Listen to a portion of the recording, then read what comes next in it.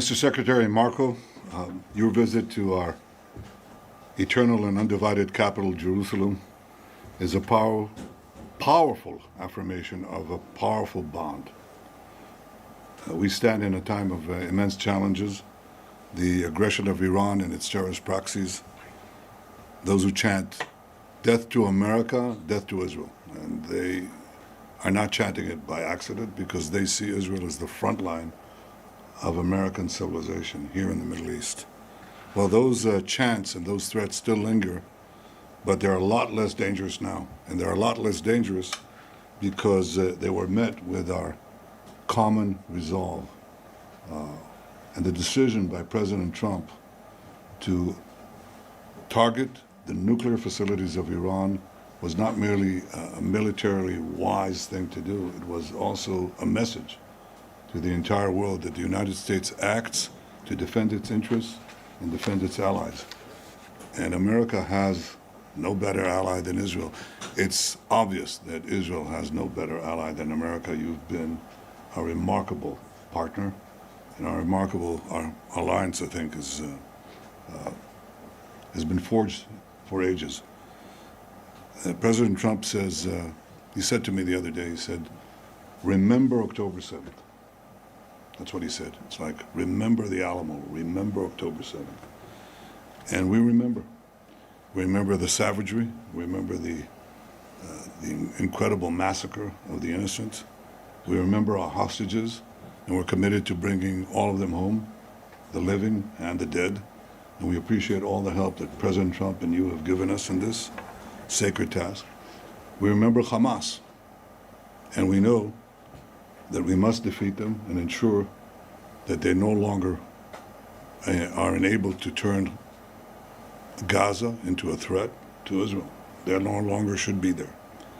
Your presence here in Israel today is a clear message that America stands with Israel. You stand with us in the face of terror, in the face of the incredible, I would almost say, Middle Ages lies that are directed against us, the rising anti-Semitism in the world, and the really the weak governments that are putting pressures on us because they collapse under the pressure of Islamist minorities and incredible vilification. I want to thank you personally for your unwavering support of Israel's right to defend itself, for standing firmly against those who seek to isolate and demonize our nation. And I'd like once again to extend our deepest gratitude to a great friend of Israel, a personal friend of mine, President Donald J. Trump. The President has shown consistent leadership, moral clarity, and bold actions that have strengthened the alliances between our nations as never before. The American-Israeli alliance has never been as strong as it is now. And the President has been an outstanding global leader. He's really transforming the world to better all of us. And I can again repeat what I've said time and time again. He's the greatest friend that Israel has ever had in the White House. We will continue to act together with great force and great determination to protect our countries, and I may add, to protect our common civilization, because we're engaged in a battle of civilization against barbarism. And the alliance between our nations remains as enduring and unshakable as the stones of the Western Walls we visited yesterday. We will forever cherish this friendship. And I want to say, Mr. Secretary, thank you. May God protect you, bless you, and bless your family. May God bless America, may God bless Israel, and may God bless our enduring alliance. Thank you, Mr. Prime Minister. And first of all, let me say on behalf of the President of the United States, President Trump, I want to thank you for your friendship and for the friendship that Israel has shown towards the United States, and so many issues we work on together that extend beyond the causes of war and peace, but advances in technology, advances in economics, and those remain strong and enduring and unwavering, and not enough attention gets paid to those links, the economic links, the cultural links. We're here today, by the way, later this evening to inaugurate and to open to the world perhaps one of the most important archaeological sites in the planet, and one that has deep meaning to so many people in the United States as well in the Pilgrim's Road over at the City of David. And so it's an honor to be here and be a part of that. As far as the President's been clear on the ongoing issues in Gaza, and that is that every single hostage, both living and deceased, needs to be home immediately.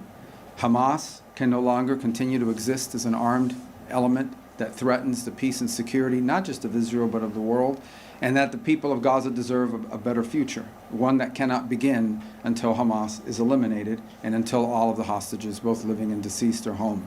And he remains committed firmly to that objective. And that's what we seek to talk about today, have talked about today, and will continue to talk about, and that is the road forward on how to achieve those things. Those objectives remain. Those objectives remain in place. Beyond that, obviously, we cooperated and were involved together just a few weeks ago on the issue of Iran and Iran's desire to possess not just nuclear weapons, but short and mid-range missiles with the capability of threatening our presence here in this hemisphere, in this region, and of course the safety and security of the Jewish state. But I would venture to say a threat that actually extends well beyond that to the kingdoms of the Gulf and eventually even into Europe. In fact, some of the missiles they're trying to develop now can already range countries in Europe. And so a nuclear Iran governed by a radical Shia cleric that possesses not just nuclear weapons potentially, but the missiles that could deliver those weapons far away is an unacceptable risk, not just for Israel, not just for the United States, but for the world. And that is that's why the President continues with our campaign of maximum pressure. There will continue to be maximum economic pressure on Iran until they change course. That's why we are encouraged to see our partners in Europe begin the process of snapping back sanctions on Iran. They are clearly out of compliance with what was already a flawed deal to begin with, and we encourage them to continue down that road. We 100% support that. That is exactly what needs to happen, and we remain firmly committed, as I said, to the President's objective, which he's been abundantly clear on, and I want to repeat.